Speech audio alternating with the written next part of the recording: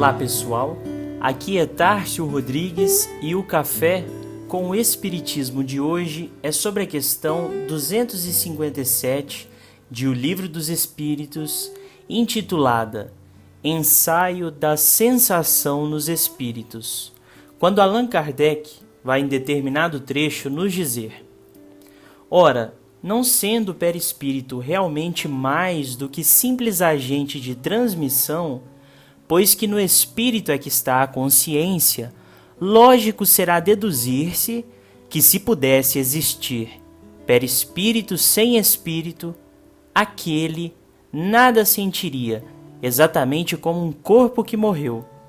Do mesmo modo, se o espírito não tivesse perispírito, seria inacessível a toda e qualquer sensação dolorosa.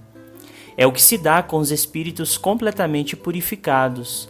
Sabemos que quanto mais eles se purificam, tanto mais etérea se torna a essência do perispírito, donde se segue que a influência material diminui à medida que o espírito progride, isto é, à medida que o próprio perispírito se torna menos grosseiro. Kardec vai comentar neste item vários aspectos da sensação que os espíritos, em diversas comunicações, relatavam sentir. Como exemplo principal, a própria dor que muitas vezes se mostrava imprecisa quanto ao local exato em que era sentida e sempre se mostrava como uma sensação generalizada, mais do que referente ao órgão ou região afetada por qualquer mal. Dentre as várias explicações que Kardec nos traz, selecionamos este trecho lido, pois que ele nos abre toda uma nova forma de se interpretar a dor. Como ele mesmo diz, que a influência material diminui à medida que o espírito progride, e que um espírito depurado, sem perispírito, seria capaz de se tornar inacessível à dor.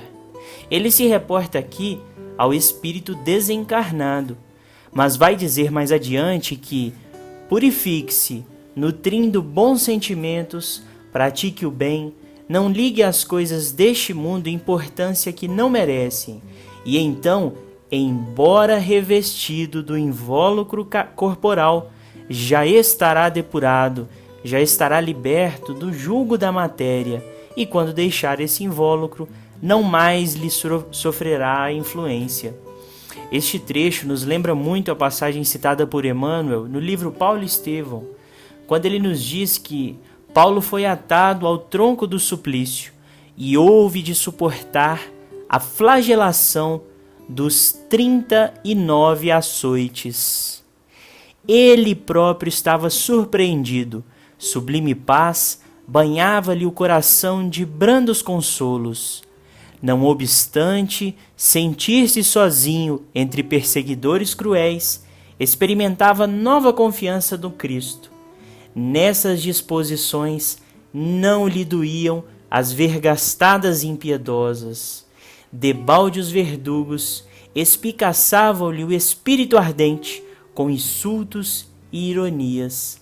Na prova rude e dolorosa, compreendeu alegremente que havia atingido a região de paz divina no mundo interior, que Deus concede a seus filhos depois das lutas acerbas e incessantes por eles mesmos mantidas na conquista de si mesmos. E prossegue mais adiante. Submerso em pensamentos sublimes, Paulo de Tarso sentiu o seu primeiro grande êxtase. Não mais ouviu os sarcasmos dos algozes inflexíveis. Sentiu que sua alma dilatava-se ao infinito, experimentando sagradas emoções de indefinível ventura. Brando sono lhe anestesiou o coração e somente pela madrugada voltou a si do caricioso descanso. O sol visitava-o alegre através das grades.